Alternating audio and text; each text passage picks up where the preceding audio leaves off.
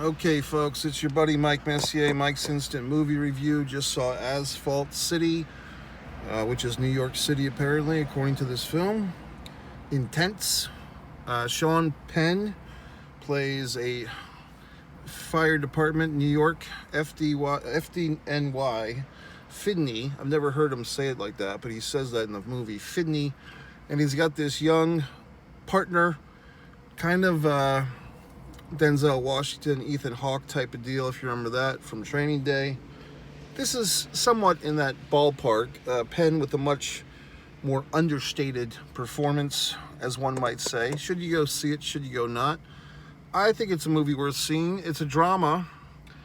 However, if you've got a sensitive belly or a sensitive constitution, this is not a horror film, but there's plenty of blood and guts, so take precaution. However, I enjoyed it. So let's talk about it. What's the movie all about, Samsung? Well, you have a young upstart rookie, That's always fun in these films, to have the rookie, because we see the world through the eyes of the rookie. He's in New York City. He's working as FDNY, I guess you'd say, paramedic, emergency paramedic. He's in the truck with the grizzled vet, Sean Penn, who I have to give him credit. He looks the same, like he's looked for 20 years, so Sean Penn's got to be 60-something, and he still looks 40-something. So hashtag whatever. But the movie was good. It's intense. It's a slice of life, a slice of a life, a slice of a career. I couldn't handle it. And so whenever I see, a profession where, I couldn't do that profession. I couldn't do that, or I wouldn't want to. I couldn't. I mean, not only wouldn't want to, but I couldn't. Let's face facts.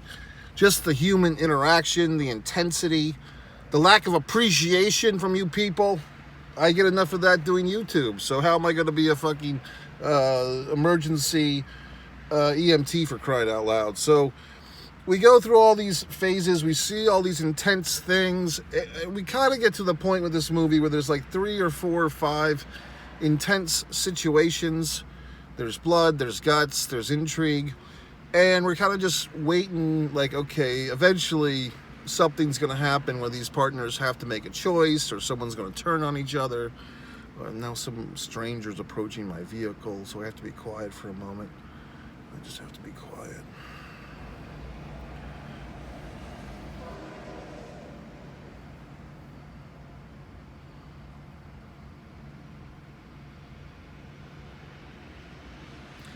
So we have to just wait. We know that something's going to happen. Like, we can't just have all these interactions with the good people of New York City. Dare I say the gangbangers, dare I say the drug addicts. We can't just help all these assholes with nothing getting in between me and my partner, right? Something's got to happen to cause a moral divide. I was waiting for it. I had to facilitate, but I made myself... I didn't want to miss the dramatic moment, because when you see movies enough, you know when there's like a little escape room to go out and come back, and then you're like, I can't leave now because I know that something big's going to happen, and I timed it perfectly. Okay. So what's the crisis? Spoiler. Basically, they get a call. Some lady's been pregnant. They go to the door is locked, some witness heard screaming.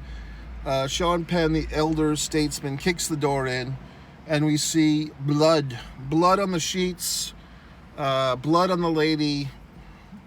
It's a nasty mess. There's a fetus, a child, a baby, freshly born. This woman is in no shape to take care of herself or the child. There's a needle in her arm.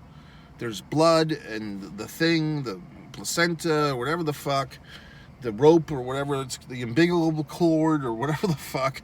All types of nasty, disgusting birthing process, body things, fluids. Our buddy there, Sean Penn, Radinsky, I think is the name. They call him Rand, or Ron, or Rand, or Radinsky, takes the baby to another room, this nasty restroom of some kind. And this is where our intrigue starts. So it's all about morality, playing God, perhaps, choices. So interestingly enough, the movie at the end, I stuck around for the end credits, and they did dedicate this film to the hardworking people on the New York. I don't know if it just said New York or every, emergency medical team everywhere. But yes, because it's a film, we need some drama. Did he make a mistake? Did Radinsky not give proper care to this infant and let the infant go to die? Because this other team barges in, and because Penn's characters say, Radinsky's saying, it's a stillborn, baby's dead. And then they take the baby, and lo and behold, the baby's fucking shaking around and stuff. Meanwhile, our young rookie has discovered from the mother of this child, this baby, that she's got AIDS, and she has not been taking the medicine to prevent the baby from getting AIDS, even though she's had it. So the picture that we're being painted, although I was wondering, how would Radinsky, if he's in the room with the child, how does he know that the mother has AIDS? Because I don't think he was there for that reveal, unless I'm coagulating the scene in my mind somehow. So Radinsky made a morality call. He played God, okay? So by the strictest level of the law, protocol, as they would say, you're supposed to just help whoever you can help and not play God. But that's what these gentlemen and women get themselves involved in, because they find themselves in these horrible situations. And Radinsky's Meryl Streep dilemma was, this baby's going to have a terrible life growing up with AIDS. So he was basically going to let this baby die. Okay? So, all these moral dilemmas. Who are you to judge? All that crap. And the two gentlemen kind of get pushed against each other to testify or to give a statement. Interestingly enough, former heavyweight champion Mike Tyson, boxing, is in this movie. I don't know why all these assholes give Mike Tyson all these roles. I mean, sure, you could give Lennox Lewis, who was never convicted of rape, a role, or Evander Holyfield, but everyone feels the need to give Mike Tyson all this work in film. Strange industry, assholes. But anyway, so Tyson is actually fine in the role. It's just he sticks out because, he's Mike Tyson. But he's playing like the chief or the whatever, the captain or whatever the fuck. Who else? I think Michael Pitt was like the third lead, I guess you'd say, like kind of the loose cannon guy. Is that Brad Pitt's younger brother? All these things. There was some actor that it's bothering me because I kept thinking that fucking asshole was this actor that I was thinking of, but it's not. So the guy I was thinking of, his name is on the... It's blonde guy, always smiling. I want to say Jay something. I'm trying to think, was he in the Kevin Smith movies? Or he seems like he's a guy that was around in the 80s and 90s and always smiling and like played a jock or whatever the fuck. I don't know who I'm thinking of. Not Michael C. Hall or Michael Anthony Hall. Not him, just some other asshole. Some blonde fuck. Always smiling in a movie. And always kind of like the flippant good guy or like the asshole bad guy. I can't think of who the fuck I'm thinking of. I could see his fucking smiling face in my mind's eye, but I can't think of a movie that he was in that I can express to you that would help me remember this fuck. For Christ's sakes. Anyway, not Jay Moore. Why were you thinking Jay Moore? Maybe it was Jay Moore. Anyway, good movie, intense.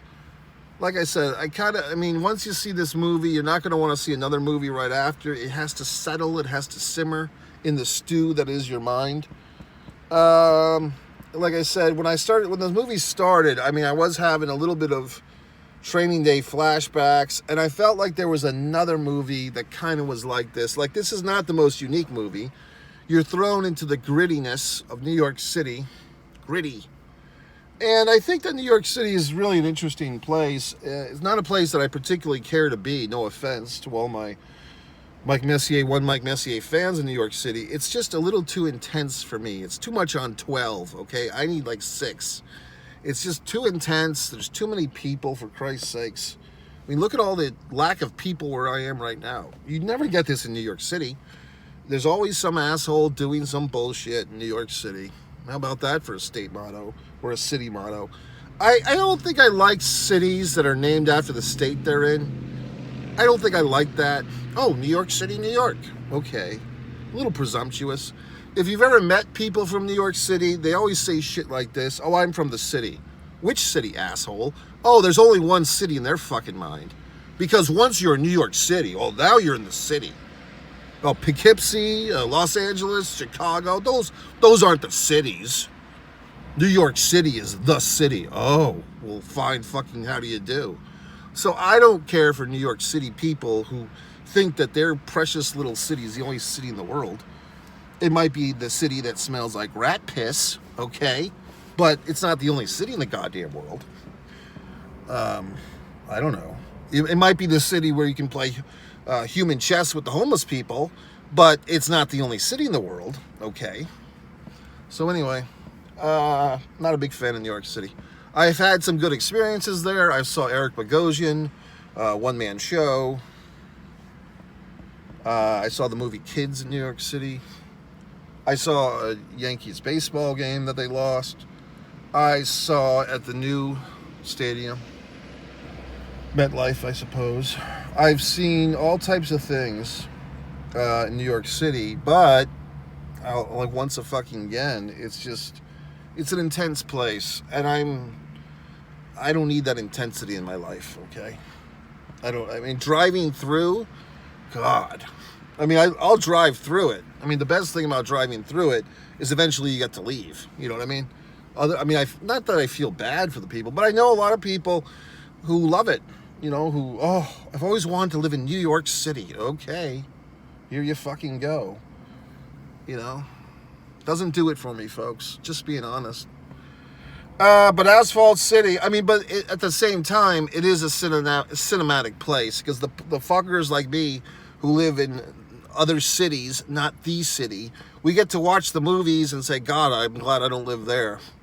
If you ever saw La La Land, 7 or 8 or 9 years ago with Emma, Emma Smith, or Emma this, Emma that, the opening scene of the people stuck in traffic and they're all singing about it, that's kind of where LA is at now.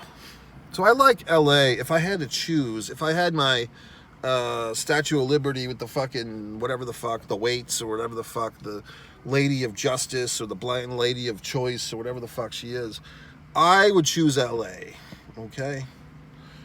However, what I do kind of like about New York City is the sports fans. I like the sports talk radio. I like the anger. I like the slice of pizzas. I like the occasional pretzel. I like the vendors. So there are things in New York City that I like. I do respect the hustle to an extent.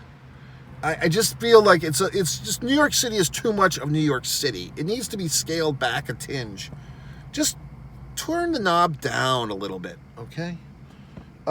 Dick Clark's rocking New Year's Eve. Things from Madison Square Garden. Mark Messier, New York Rangers, welcome, okay? Messier, strong. So I don't hate New York City. I just wouldn't want to live there, okay? Anyway, folks, it's your buddy Mike Messier, Asphalt City. I give it, out of, shit, I might give it 3 3/4 of a star out of 5. I really did think I think this movie is about as well made as you can make this movie. It's just how much can you handle. Go to MikeMessier.com, scroll to the bottom. You can stand me on social. You can buy one of my books. That might be nice of you. Instead of just telling me it's how great I write books, actually buy one. Or buy some of my art, or do something else. Mike Messier.